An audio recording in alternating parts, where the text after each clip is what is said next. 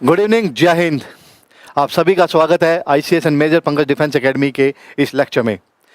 जवाहर नवोदय विद्यालय ये एक्चुअली क्या है और ये कब शुरू हुआ और इसको शुरू करने का भारतीय सरकार का क्या उद्देश्य था। ये सन 1986 में ऐसे इंस्टीट्यूट्स बनाने का एक सपना लिया, एक ऐसा कदम उठाया जहाँ पे ग्रामीण क्षेत्र के बच्चों को एक ऐसी एजुकेशन दी जा सके वो भी फ्री ऑफ कॉस्ट, जहाँ पे बच्चे वहीं हॉस्टल में रह के एक अच्छे अनुशासन में, एक अच्छी पढ़ाई, एक अच्छे रूटीन, जहाँ पे स्पोर्ट्स भी खेल सकते हैं। और सरकार का ये कदम 1 से 2 साल के अंदर उनकी जो मेहनत थी और जो इसके फाउंडर्स थे वो ऐसा रंग लाए कि लगभग देश में, पूरे देश में 650 से ज़्यादा जो विद्यालय हैं वो स्थापित किए गए। और उसके बाद से हर साल 6th क्लास में और 9th और 11th क्लास में एडमिशन्स होने लगे। 6th क्लास में एडमिशन सबसे ज़्यादा जो वैकेंसीज रहती हैं वो लिए जाते हैं। उसके बाद अगर कोई सीट खाली रह जाती है 9th में और 11th में, इन क्लासेस में भी एडमिशन लिया जाता है। तो आज हम शुरू करेंगे, क्योंकि मैंने जैसे पहले लास्ट लेक्चर में भी बताया था कि नवोदय स्कूल के फॉर्म्स बहुत पहले निकल चुके थे, जून के स्टार्टिंग से ही, और इसकी जो लास्ट डेट है फॉर्म फिल करने की वो है 29 जुलाई। तो मुझे ये था कि जो पेरेंट्स या बच्चे अभी तक इस फॉर्म को फिल नहीं कर पाए हैं या जिनको अभी तक इसके बारे में कोई नॉलेज ही नहीं है, तो इस चैनल और इस लेक्चर के माध्यम से मैं उन सभी तक पहुंचाना चाहता हूं ये बातें, ताकि उनको फॉर्म फिल करने में कोई परेशानी ना हो। तो सबसे पहले शुरू करते हैं कि जवाहर नवोदय विद्यालय का जो एडमिशन प्रोसेस है उसके लिए जो फॉर्म फिल होना है उसकी लास्ट डेट कब है, उसके लिए सिलेबस क्या क्या है, एज रिक्वायरमेंट क्या है और एग्ज़ाम पैटर्न क्या है। तो शुरू करते हैं आज का टॉपिक। अगर इंपॉर्टेंट डेट्स की बात करें कि कब फॉर्म निकले थे और लास्ट डेट कब है, तो 30 मई को आपके फॉर्म्स एप्लीकेशन स्टार्ट हो गई थी और जो लास्ट डेट है फॉर्म फिल करने की वो है 29 जुलाई, यानी कि अभी भी 12 से 13 दिन है। जिन बच्चों ने अभी तक फॉर्म फिल नहीं किया है वो इसको फिल कर सकते हैं। और लास्ट डेट जो फीस भी पेमेंट की है वो भी 29 जुलाई है।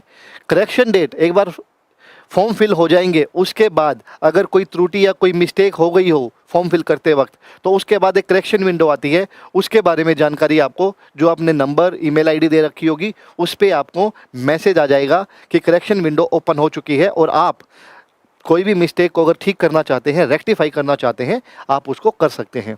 उसके बाद एडमिट कार्ड, जब एग्ज़ाम होंगे उससे पहले आपको एडमिट कार्ड की डिटेल्स मिल जाएंगी। एग्ज़ाम डेट, इसमें आप एक चीज़ देखिएगा, समर बाउंड और विंटर बाउंड जो एग्ज़ाम है वो 13 दिसंबर को होगा और 11 अप्रैल को होगा, यानी कि अगले साल। अब इसमें कन्फ्यूज़न क्या होती है कई बच्चों को, इसमें यह होता है कि जो समर बाउंड हैं, जो प्लेन एरियाज है जैसे हरियाणा, पंजाब, दिल्ली, बिहार, यूपी, इनके ये आपके प्लेन एरिया यानी समतल एरिया वाले राज्य हैं। तो इसमें समर बाउंड यानी कि सर्दियों का जो समय होगा उसमें इतनी ज़्यादा सर्दियां नहीं होती, तो नॉर्मली बच्चे इस टाइम पे पेपर दे सकते हैं। लेकिन जो विंटर बाउंड्स हैं ये उन स्टेट्स के लिए हैं जो हिली एरियाज वाले हैं, जहाँ पे स्नोफॉल हो जाती है या बहुत ज़्यादा ठंड होती है, तो वहाँ के जो नवोदय स्कूल्स हैं उनके लिए जो एग्ज़ाम होगा वो सेकंड फेज़ में होगा। तो इस चीज़ से कंफ्यूज मत होइएगा कि 2 बार पेपर होंगे या वो बच्चे कौन सा पेपर दे सकते हैं। जो आपके प्लेन एरिया वाले हैं, हरियाणा, पंजाब, यूपी, बिहार, वेस्ट बंगाल या फिर मध्य प्रदेश, राजस्थान, ये सभी बच्चे समर बाउंड वाले जो फर्स्ट फेज़ 1 होगा उसमें एग्ज़ाम दे सकते हैं, उसमें ही एग्ज़ाम देंगे। और जो हिमाचल प्रदेश, उत्तराखंड या नॉर्थ ईस्ट वाली चीज़ें हैं या जम्मू एंड कश्मीर के लिए बच्चे हैं, वो विंटर बाउंड वाले जो सेकंड फेज़ 2 होगा उसका एग्ज़ाम दे सकते हैं। आई होप आपको ये चीज़ें समझ में आ गई होगी। इसके बाद डॉक्यूमेंट्स क्या क्या रिक्वायर्ड हैं, जैसा कि ऑलमोस्ट हर एक कॉम्पिटिटिव एग्ज़ाम्स के लिए ये बेसिक डॉक्यूमेंट्स है जो आपके पास सॉफ्ट कॉपी और हार्ड कॉपी में होने चाहिए। अभी भी समय है, अगर किसी के पास कोई ऐसा डॉक्यूमेंट नहीं है उसको जल्द से जल्द रेडी करवाइए और फॉर्म फिल कीजिए। और ये जब भी सॉफ्ट फॉर्म में आपको सॉफ्ट कॉपी में रखने हैं और इनका जो जेपीजी फॉर्मेट है उसका साइज़ 10 से 100 केबी के बीच में ही होना चाहिए। इसमें आपका photograph of the student, signature of the parent, signature of the candidate यानी माता पिता अभिभावक का साइन होगा, और बच्चे का, जो बच्चा पेपर देने के लिए जाएगा या फॉर्म भर रहा है उसके साइन भी रिक्वायर्ड है। आधार डिटेल्स या रेजिडेंस प्रूफ, चाहे उसमें आपका कोई कॉम्पिटेंट जो गवर्नमेंट अथॉरिटी है उसके द्वारा कोई भी ऐसा सर्टिफिकेट इशू किया गया हो जिससे ये पता चले कि आपका जो रेजिडेंस है वो आपको उस पर्टिकुलर डिस्ट्रिक्ट या स्टेट का है। उसके बाद जो स्कूल से डिटेल्स जनरली रिक्वायर्ड होती हैं वो इस तरह से हैं। पहले तो जो बेसिक डिटेल्स है कैंडिडेट की, जिसमें स्टेट हो गया, डिस्ट्रिक्ट हो गया, ब्लॉक हो गया, ठीक है। उसके बाद आधार नंबर, अपार आईडी, ये सारी चीज़ें आपको जिस स्कूल में बच्चा पढ़ रहा है वहाँ से अवेलेबल हो जाएगी। चाहे उसमें एनरोलमेंट नंबर है, एडमिशन नंबर है और अपार आईडी है, ये सारी चीज़ें जिस भी स्कूल में बच्चा पढ़ रहा है वहाँ से ये आपको चीज़ें प्राप्त हो जाएंगी। और उसके बाद ही आप ये सारी डिटेल्स रेडी करके ही फॉर्म फिल कीजिएगा। ये हिंदी में है, जो बच्चा एक बार देखना चाहता है एक बार देख लीजिए। इसके बाद दो कैंडिडेट जो फॉर्म भर रहा है या जिसको 6th क्लास में नवोदय के लिए 6th क्लास में एडमिशन चाहिए, उसकी जो डेट ऑफ बर्थ है वो किसके और किस सन के बीच में होनी चाहिए? वो होनी चाहिए 1 मई 2014 और 31 जुलाई 2016 के बीच में आपका जन्म होना चाहिए। और एक बड़ी इम्पोर्टेंट सूचना ये है कि बच्चा 5th क्लास में पढ़ता हुआ होना चाहिए। पहले क्या हो जाता था कई बार कि बच्चा 6th में हो चुका है और उसकी एज है तो फॉर्म फिल हो जाते थे, लेकिन अब ऐसा नहीं होगा क्योंकि आपकी जो अपार आईडी है, पीएन नंबर है, एनरोलमेंट नंबर है, उसके बेस पे पता चल जाएगा क्योंकि सारा सिस्टम ऑनलाइन हो चुका है। जैसे ही आप बच्चे का नाम, एनरोलमेंट नंबर डालेंगे वो सिस्टम में शो कर देगा कि बच्चा अभी प्रेजेंट में किस क्लास में है। तो बच्चा 5th क्लास में ही होना चाहिए। 31 जुलाई से पहले वो 5th क्लास में हो जाए, जो अभी 31 जुलाई आएगी अभी, उससे पहले 5th क्लास में पढ़ता हुआ होना चाहिए। The candidate who has already passed studied class 5 in previous academic session, अभी जो एकेडमिक सेशन चल रहा है वो है 2025-26, यानी कि जो बच्चा 2024-25 में पास कर चुका है, यानी कि इस साल 6th क्लास में आ चुका है, वो बच्चा एलिजिबल नहीं है अप्लाई करने के लिए और एग्ज़ाम देने के लिए। वो ये एग्ज़ाम ना तो फॉर्म फिल कर सकता है ना एग्ज़ाम दे सकता है। तो जो बच्चे या जो पेरेंट्स ये सोचते हैं कि उनका बच्चा 5th में है और इस एज ग्रुप में फॉल करता है, तो वही बच्चा फॉर्म फिल कर सकता है और एग्ज़ाम दे सकता है। अब जनरली जो एग्ज़ाम का पैटर्न है, कितनी देर का होता है, क्या क्या इसमें सेक्शंस होते हैं और कितनी मार्क्स की कंपोजिशन होती है। तो सबसे पहले आप देखिए, ये जो एग्ज़ाम है ये 2 घंटे का होगा, 11:30 बजे से, सुबह 11:30 बजे से दोपहर के 1:30 बजे तक, ठीक है। और इसमें 3 सेक्शन हैं और उसमें पहले सेक्शन में 40 क्वेश्चंस, उसके बाद 20 क्वेश्चंस, थर्ड सेक्शन में भी 20 क्वेश्चंस, और जो इसमें 80 क्वेश्चंस आपके हो गए। और इनका जो मार्क्स रहेंगे वो टोटल मार्क्स रहेंगे 100 मार्क्स, यानी कि हर एक सवाल आपका 1.25 मार्क्स का रहेगा और इसमें कोई नेगेटिव मार्किंग नहीं है। अब सबसे पहले मेंटल एबिलिटी टेस्ट देखते हैं। ये होता है आपका 40 क्वेश्चंस का, कितने मार्क्स हो गए? 50 मार्क्स, ओके। और ये 60 मिनट्स का पेपर होगा, यानी कि 1 घंटा आपको ये 40 क्वेश्चंस करने के लिए दिया जाएगा, ओके। उसके बाद arithmetic test 20 questions, 25 marks, 30 minutes. Language test, इसमें आप हिंदी ऑब्लिक इंग्लिश ले सकते हैं और इसमें मैं आपको सिलेबस भी बताऊंगा, आपको गो थ्रू करवाऊंगा कि सिलेबस क्या क्या होता है इसका जनरली। जो लैंग्वेज टेस्ट है आप हिंदी इंग्लिश कोई भी ले सकते हैं और वो भी आपके 20 क्वेश्चंस होंगे, 25 मार्क्स और ड्यूरेशन इसकी भी 30 मिनट्स है। तो यानी कि 80 क्वेश्चंस, 100 मार्क्स और 2 आवर्स, यानी 80 क्वेश्चंस हो गए, 40 20 20 और आपके 100 मार्क्स हो गए, 50 25 25 और आपके 2 आवर्स यानी कि 120 मिनट आपको इस कंप्लीट पेपर को करने के लिए मिलेंगे। ये आपकी ओएमआर शीट है, क्योंकि ये सारा ऑब्जेक्टिव होगा आपका। इसमें जो ऑप्शंस होते हैं ABCD ऐसे करके, लाइक पहले का अगर क्वेश्चन ए आंसर करेक्ट है तो आप ए को ऐसे कंप्लीट डार्क करेंगे, ठीक है। तो इससे आपकी प्रैक्टिस भी हो जाएगी। और जो हम कोर्स करवा रहे हैं ऑनलाइन, जो हम क्लासेस ले रहे हैं, जो बच्चे हमसे जुड़े हुए हैं, हम उनको हर 15 दिन में एक ओएमआर शीट पे टेस्ट करने के लिए सीरीज़ देते हैं, क्वेश्चन पेपर देते हैं, ताकि उन बच्चों की अभी से ही प्रैक्टिस हो जाए। क्योंकि कई बार क्या होता है कि बच्चों को आइडिया ही नहीं होता कि ओएमआर शीट कैसे भरनी है। मैं आपको एक एग्जाम्पल भी दिखाऊँगा, उससे आपको क्लियर हो जाएगा कि ओएमआर शीट को कैसे फिल किया जा सकता है। ये करेक्ट मेथड है। जैसे ये मान लीजिए फर्स्ट क्वेश्चन है और इसका ABCD, ओके।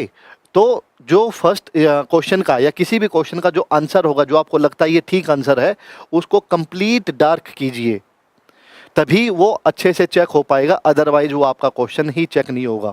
और जो गलत मेथड है वो इस तरह से, कोई सोचे कि इसको टिक कर देंगे या इसे क्रॉस कर देंगे या आधा भर देंगे या हाफ, तो ये चीज़ें गलत है। इस तरीके से आपको OMR शीट नहीं भरनी। जो करेक्ट मेथड है वो आपको इस तरह से दिखाया गया है, आपको कंप्लीट उसको डार्क करना है। इसके बाद मैं आपको बता चुका हूँ नेगेटिव मार्किंग कोई नहीं है और आपके 1.25 मार्क्स दिए जाएंगे हर एक ठीक आंसर के लिए। जो मैंने आपको बता रहा, जो सिलेबस है, सिलेबस को जस्ट एक बार स्पीड से देख लेते हैं। जो मेंटल एबिलिटी टेस्ट है उसमें नॉन वर्बल टेस्ट है और क्वेश्चंस जो रहेंगे जिस तरह से आपके कुछ रीजनिंग के क्वेश्चंस होते हैं, यानी कि फिगर्स पे, डायरेक्शंस पे या फिर डायग्राम्स के, उसके बेस पे रहेंगे। एक बार जल्दी सी देख लेते हैं कि इसके जो सिलेबस है ये इतने पार्ट होते हैं। फर्स्ट जो सेक्शन है आपका मेंटल एबिलिटी टेस्ट का, उसके 10 पार्ट है, 10 पार्ट्स, और हर एक पार्ट में 4 क्वेश्चन है। तो आपके पार्ट 1 में ओड मैन आउट, फिर सेकंड में figure matching, pattern completion, figure series completion, analogy, geometrical figure, mirror imaging, punched hole pattern, space and embedded figure. ये आपके जनरली जो डायग्राम्स है और फिगर्स हैं, पिक्चर्स हैं, उसके बेस पे आपका मेंटल एबिलिटी टेस्ट रहेगा।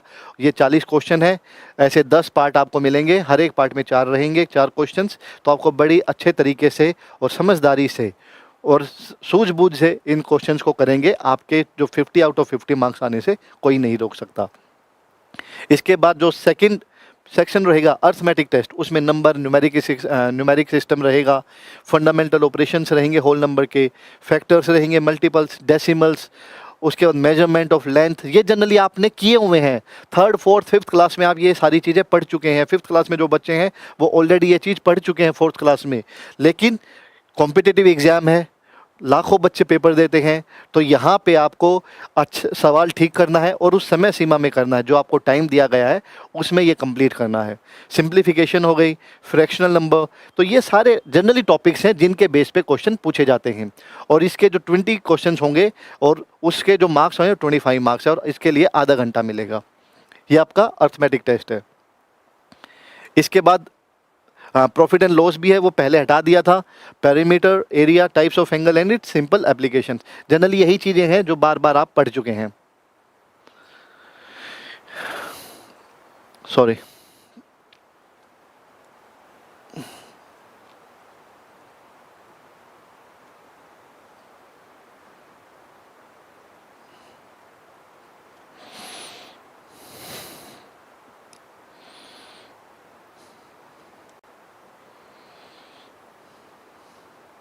ये हम कवर कर चुके हैं, ये भी हम कवर कर चुके हैं।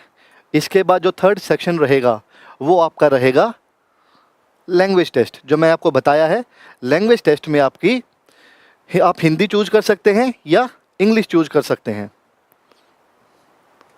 ओके, तो मेन पर्पज़ क्या है, इससे आपकी रीडिंग हैबिट्स या रीडिंग जो आपकी कॉम्प्रीहेंशन है उसको चेक किया जाता है। और इसमें आपके 5 जो मैंने आपको बताई कि 4 आपके पैसेज दिए जाएंगे, चाहे वो हिंदी में हो या इंग्लिश में हो। आप जो भी फॉर्म फिल करते वक्त जो भी आप उसमें मीडियम डालेंगे उसके हिसाब से आपको पेपर मिलेगा। आप इंग्लिश में कंफर्टेबल है तो आपको जो लैंग्वेज पेपर है वो इंग्लिश का मिलेगा। अगर आप हिंदी में कंफर्टेबल हैं, और मेरी आपको सलाह है कि आप हिंदी ही फिल कीजिएगा। उससे क्या है, क्योंकि आपको पढ़ने में आसानी रहेगी, समझने में आसानी रहेगी। और हर एक पैसेज के 5 क्वेश्चन रहेंगे, तो 4 पैसेज हैं, हर एक पैसेज के 5 क्वेश्चन रहेंगे, तो 20 क्वेश्चन हो जाएंगे, 25 मार्क्स और 30 मिनट्स मिलेंगे। Candidate shell read each passage carefully and answer the questions that follow, यानी कि जो उसके क्वेश्चंस दिए गए हैं पैसेज के हिसाब से उसको बड़े अच्छे से पढ़ के और उसको अटेम्प्ट करना है। एक्चुअली 2-3 मैसेजेस हैं, एक बार देख लेते हैं। पुष्पा जी, हम ICS की ऐप पे बच्चों को ऑनलाइन क्लास, हम ऑलरेडी कोर्स चला रहे हैं। अगर आपको अभी तक इसकी जानकारी नहीं है तो उसके बारे में आपको क्लास के बाद मैं आपको एक बार बताऊंगा। हमारा ICS की ऐप पे सैनिक स्कूल और मिलिट्री स्कूल के नाम से कोर्स ऑलरेडी चल रहा है, और उसके थ्रू हम, चाहे वो सैनिक स्कूल है, मिलिट्री स्कूल है, नवोदय स्कूल है, स्पोर्ट्स स्कूल राई है, गुरुकुल है, इन सभी स्कूल्स की तैयारी उसके माध्यम से करवाई जाती है। ये कोर्स ऑलरेडी 2 महीने पहले से स्टार्ट हो चुका है। और जो बच्चे जिसको अभी तक जानकारी नहीं है, पेरेंट्स को जानकारी नहीं है, आप ICS की ऐप पे जाके और इस कोर्स को परचेज कर सकते हैं। इसमें आपके जितने भी एग्ज़ाम्स हैं, कॉम्पिटिटिव एग्ज़ाम जो 6th क्लास के लिए किए जाते हैं, कंडक्ट होते हैं, उन सभी एग्ज़ाम्स की तैयारी आपकी हो जाएगी। और आपके ये एग्ज़ाम्स नवंबर दिसंबर से स्टार्ट हो जाएंगे। जैसे दिसंबर में ही आपका मिलिट्री स्कूल का है, नवोदय स्कूल का है, जनवरी में आपका सैनिक स्कूल का है, फरवरी में अप्रोक्सीमेटली आपका राई स्कूल का है। तो ये सारे एग्ज़ाम्स आपको दिसंबर ऑनवर्ड स्टार्ट हो जाएंगे। अभी भी आपके पास 5 से 5.5 महीने हैं जिससे आप बहुत अच्छे तरीके से पढ़ाई कर सकते हैं। इसके बाद हम करते हैं हर एक सेक्शन में आपको कितने मिनिमम मार्क्स, जैसे सैनिक स्कूल के जो अब की बार मार्क्स आए थे उसमें हमारे काफ़ी बच्चों का सिलेक्शन हुआ है। तो सबसे पहले आता है उनका क्वालिफाइड, जो 300 नंबर का जैसे सैनिक स्कूल का पेपर था, तो उसमें जो मिनिमम क्वालिफिकेशन थी वो जैसे जैसे 120 मार्क्स की, उसी प्रकार से हर एक सेक्शन की जिसमें 50 नंबर 25 नंबर 25 नंबर हैं, तो उसके बेस में 50 नंबर में से आपके 14 मार्क्स आने चाहिए। और जो 25-25 के अर्थमेटिक और लैंग्वेज हैं उसमें आपके 7 यानी कि इनके इंडिविजुअल सेपरेट आपके ये क्वालिफाइंग मार्क्स आने चाहिए, तभी आपकी एक मेरिट लिस्ट तैयार हो पाएगी। ठीक है, ये इसमें लिखा भी है, in each of the 3 sections is essential, यानी हर एक खंडों में हर एक सेक्शन में इंडिविजुअली मिनिमम जो रिक्वायरमेंट है, पास परसेंटेज है, पासिंग मार्क्स हैं, वो आपको लेने ही पड़ेंगे।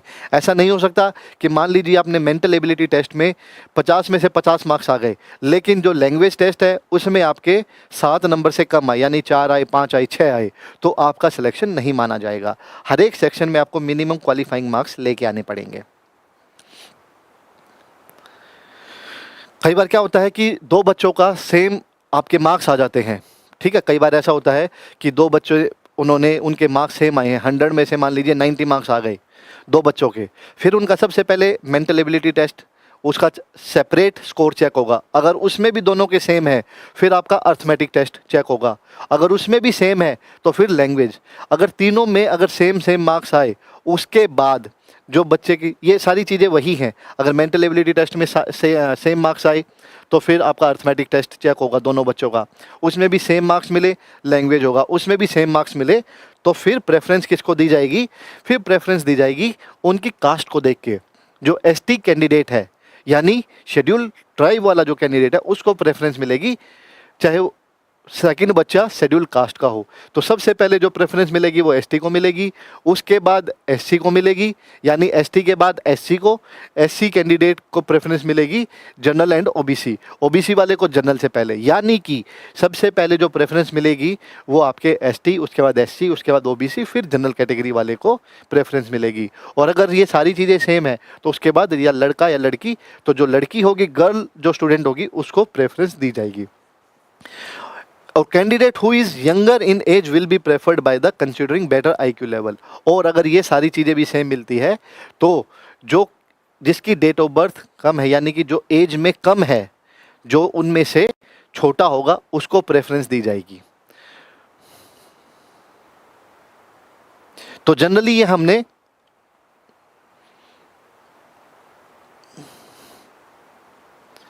इस टॉपिक को कवर किया है। जो आपका बेसिक नवोदय स्कूल को जो फॉर्म है उसके लिए जो डिटेल्स हैं, उसके लिए क्या क्या रिक्वायरमेंट है, चाहे वो डॉक्यूमेंट्स हो गए, एग्ज़ाम पैटर्न क्या है, कितने मार्क्स का आता है। आई होप आप सबको ये चीज़ें समझ में आ गई होंगी। इसके बावजूद अगर आपको लगता है कोई आपको और इन्फॉर्मेशन चाहिए, या इसके अलावा आपको लगता है कि कोचिंग कैसे लेनी है, जिन बच्चों ने अभी तक पढ़ाई शुरू नहीं की है, तो वो बच्चे ICS की ऐप पे जाके सैनिक स्कूल मिलिट्री स्कूल का कोर्स परचेज कर सकते हैं। उसमें हम ऑलरेडी क्लास स्टार्ट कर चुके हैं और उसमें आपको ऐसा ही फ़ोटो मिलेगा मेजर पंकज कुमार का, यानी मेरा फ़ोटो मिलेगा ड्रेस में। आप उस कोर्स को परचेज कर सकते हैं और कंप्लीट कोर्स की जो फीस है वो 3999 है। ठीक है, आपको मैं यहाँ पे लिख देता हूँ जो इम्पोर्टेंट चीज़ें हैं। 3999 आपकी कंप्लीट कोर्स की फ़ीस है। ये आपके एग्ज़ाम दिसंबर में, जनवरी में, फरवरी में जब तक होंगे तब तक ये कोर्स चलता रहेगा। और आपको जो टेस्ट सीरीज़ है, प्रैक्टिस पेपर्स हैं, वो आपको टाइमली मिलते रहेंगे ताकि आपकी प्रैक्टिस अच्छे तरीके से हो जाए। जो बच्चे हमारे दूर दराज के हैं वो ऑनलाइन कोर्स ले सकते हैं। जो बच्चे आसपास के हैं तो उनके लिए ऑफलाइन क्लासेस भी चल रही हैं। भिंद्रौली में द G21 स्कूल और वहाँ पे मेजर पंकज डिफेंस एकेडमी है। मैं खुद ही वहाँ पे ये सारी कोचिंग प्रोवाइड करवाता हूँ। तो आप ये सारी चीज़ें अगर आपको ऑफलाइन क्लासेस लेनी है तो आप वहाँ पे the G21 school major Pankaj defence academy में विजिट कर सकते हैं। इसके अलावा अगर आपको फ़ोन पे भी कोई इन्फॉर्मेशन चाहिए, आपको लगता है कि आपका कोई वैसे डाउट रह गया, तो आप इस नंबर पे कांटेक्ट कर सकते हैं, यानी 7027020454। आप इस नंबर पे, और मैंने आपको फ़ीस बता दी है 3999। ये कंप्लीट कोर्स की आपकी फ़ीस है, जिसमें आपके सैनिक school, military school, rice sports school, Navodaya school, Gurukul, ऐसे स्कूल्स की और ऐसे इंस्टीट्यूट्स की तैयारी के लिए सुनहरा मौका है।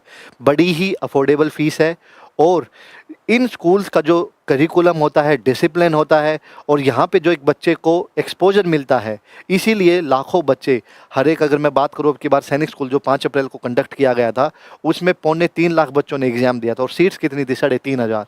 तो आप इससे अंदाज़ा लगा सकते हैं कि कितना कंपटीशन है और बच्चे इसके लिए कब से प्रैक्टिस करते हैं। और मैं आपको एक चीज़ बोलूँगा, जो बच्चे, जिन माता पिता का सपना है कि वो अपने बच्चों को एक ऐसे स्कूल में पढ़ाएं, तो सपने वो नहीं होते जो बंद आँखों से देखे जाएं। सपने वो नहीं होते जो बंद आँखों से देखे जाएं। सपने वो हैं जो आपको सोने ना दें। इसी के साथ मैं आज का लेक्चर समाप्त करता हूं। आपको कोई भी जानकारी लेनी है, आप प्लीज़ 7027020454 पे कांटेक्ट कीजिए। Thank you very much. जय हिंद, जय भारत।